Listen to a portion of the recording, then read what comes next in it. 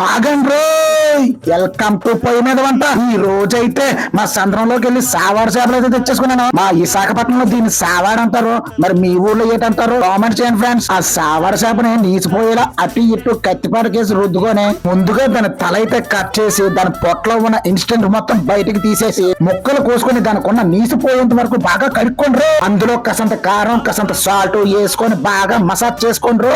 అలాగే మన పొయ్యి ముట్టించి సన్నగా కాలుతున్న మంట మీద గరం పెట్టి కొద్ది నూనె వేసి ఆ నూనె వేడయ్యాక మనం మసాజ్ చేసి పక్కన పెట్టుకున్న సావాడి ముక్కలను ఒక్కొక్కటి అందులో వేసుకొని త్వరగా డీప్ ఫ్రై చేసుకొని అలాగే ఓ సైడ్ ఫ్రై అయిన ముక్కని రెండో సైడ్ కూడా తిప్పుకొని బాగా ఫ్రై చేసుకొని మన ప్లేట్ లోకి తీసుకోవడమే. ఆ ముక్క చూడు బెలే ఫ్రై అయింది కదా, ఎంత బాగా రోస్ట్ అయిందో. ఆ రోస్ట్ అయిన ముక్కల మీద నిమ్మకాయ పిండి ఉల్లిపాయ బద్దెట్టుకొని తింటుంటే క్రిస్పీగా భలే ఉంది రోయ్. అలాగే ఇలాంటి మరెన్నో వీడియోల కోసం మన పొయ్యి మీద వంట ఛానల్ లైక్ కొట్టి సబ్స్క్రైబ్ చేయండి.